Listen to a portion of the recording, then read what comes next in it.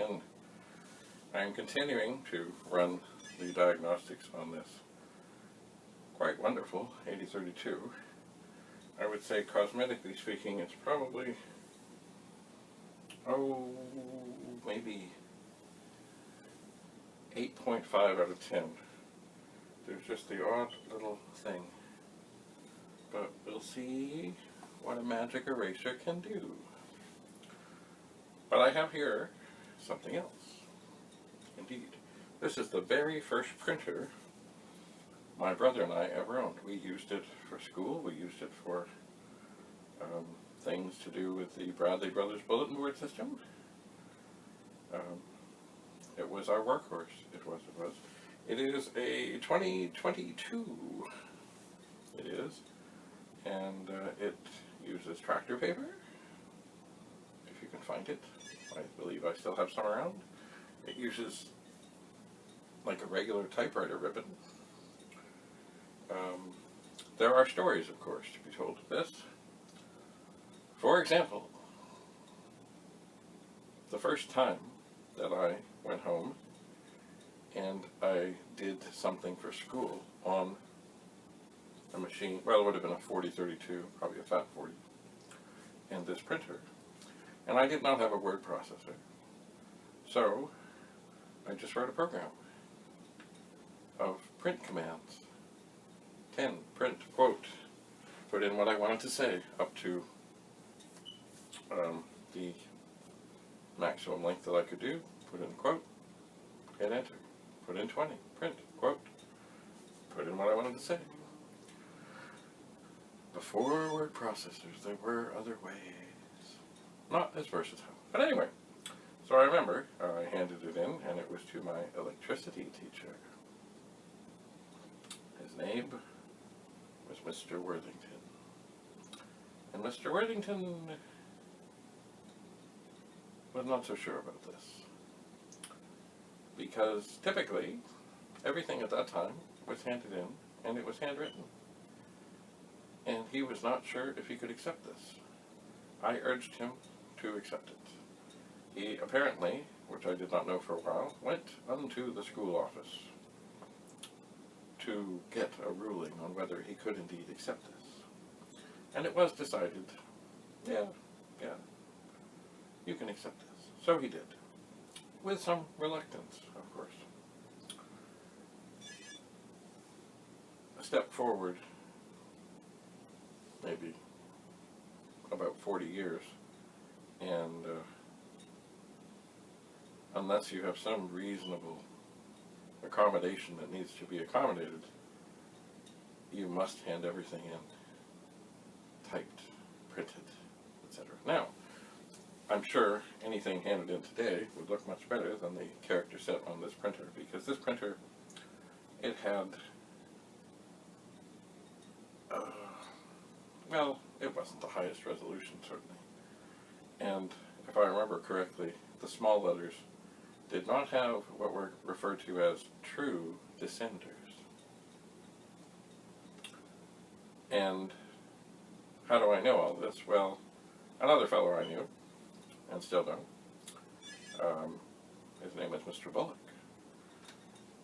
found that, of course, the MPS 801 printer, as well as others, made by Commodore, had this horrid character set.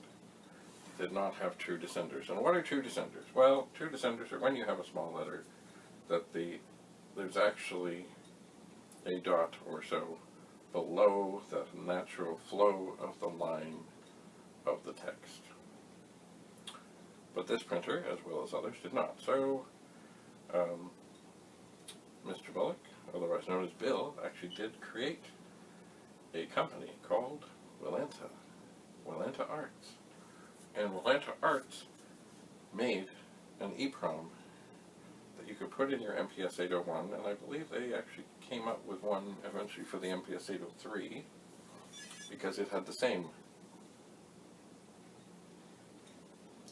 I'd hesitate to say, but flawed character set, when it was in fact possible to rejig things and tweak things a little bit and get true descenders. So, somewhere I have some of those EPROMs still. I just don't know where. Anyway, but I don't believe they ever came out with one for this printer. So anyway, this printer is a workhorse, tractor feed, regular typewriter ribbon. As I'm looking at the printer, I don't believe, like if you can see here, it might look a little, well, certainly it's dusty here, but I'll clean it. But to me, it looks like we never actually took the original plastic cover or the protective layer of plastic off the nameplate here, so I won't do that. Now, I don't have any printer paper right here, in here, right now. I don't. And as this is a tractor feed paper, or printer, you must have tractor feed paper to go. Now, the last time this has been plugged in is I don't know how long. And it certainly isn't, as I remember, there isn't a grand ceremony when you do turn it on. I think it makes a noise, the head moves over, and it sits there, ready to go. But let's see. It is plugged in. Oh, hang on. What did I do? Yeah, that's pretty much it. That is pretty much it. It has a very basic cover, black and plastic. And if I remember, there's only one button. Ooh. Oh, and an LED. Look at that. If I remember rightly, this button says feed, by the way. If I remember rightly, if I push this button in and turn the power on, it will try and do its self-test. Now, there is no paper in there. I've looked, I did find one, some packing material and one wayward screw from something in there, so I think I've got everything cleared out. So, let's see what happens here.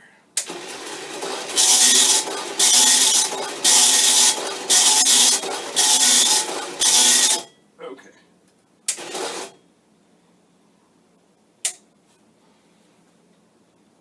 So, that sounds all good. Remember, these are very basic, no pun intended, printers. And it's funny, it doesn't do a whole lot of thinking. There was another fellow I grew up with, and yes, I'll use his name. His name was Paul Beard. And he got this wanky, fangle, glorious other printer that needed an interface. And he was all raving about it because it had a higher character per second count and all this other stuff. And I said, oh yeah.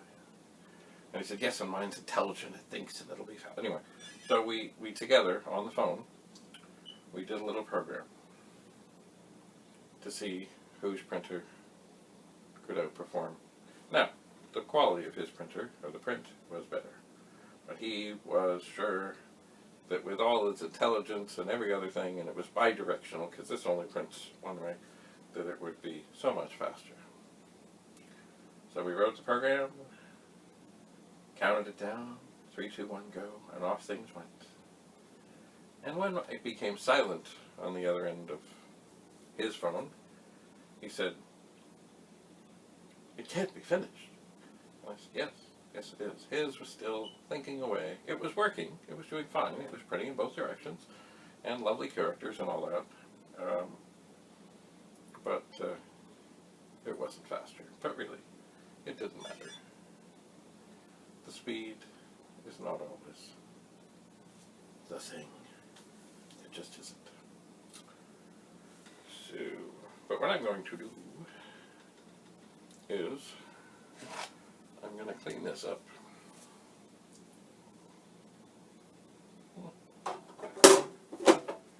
It doesn't do much to cover up the sound. These printers were noisy. And I'm going to find some tractor paper or something of that nature. I do not know in what condition the ribbon is in. If there is a ribbon in it, remember, it's just a regular typewriter ribbon. Mind you, those used to be easily found. Now, I'm not so sure. But once I do find it, once I do find the paper and get it in there, and I'll run it to the self-test and see how it goes, then I'm going to find a PET to ieee cable, because this is, as it's from Commodore, it is an ieee printer. And I'm going to connect it, and I will attempt to send commands from the PET to the printer to have it do things. This is for two reasons. One, I want to test to see what up with the printer, and also I want to see what up with the 8032. Do I have any doubt that the 8032 will send it commands? None. Do I have any doubt that the printer will accept the commands? No, not really. I think it should be fine. But we'll see. And as I say,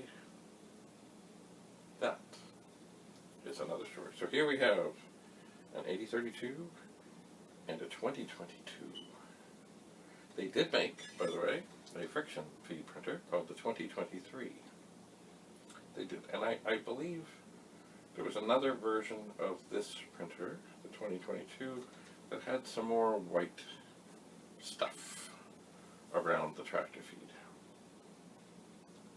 I'm not sure if this is earlier or later. I don't know. I just know we needed a printer. Oh, it's off. And this served us well for a long time. We actually, when we were running the Bradley Brothers bulletin board system, that's a whole other story, we would have it, when somebody logged in, we would have it print a thing just of, like a log of who had signed in and such. It didn't like print a whole bunch of stuff, it was just basically their name and the time and such. I'm not, now that I think, I'm not sure. Maybe it printed when they logged off and it was just like, you know, Jim Butterfield, time, date, you know, however many seconds or minutes or whatever.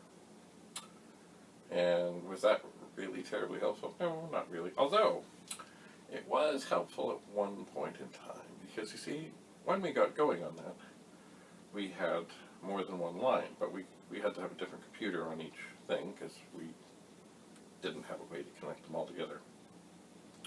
Unlike some other bulletin boards of the day, and certainly the internet now. But at one point, we did notice that there was a user that seemed to be connected an awful lot to more than one line at a time. And we did determine that way back when that we had been quote-unquote hacked, and this was a fake account, and many people were using it to access us. I don't think it went on for very long, but anyway, the printer did, this printer as well as others that were keeping a track of the log stuff, did assist us in resolving that. So, thanks for being here. I'm off to look for some paper, and the explorations of this fine machine will continue.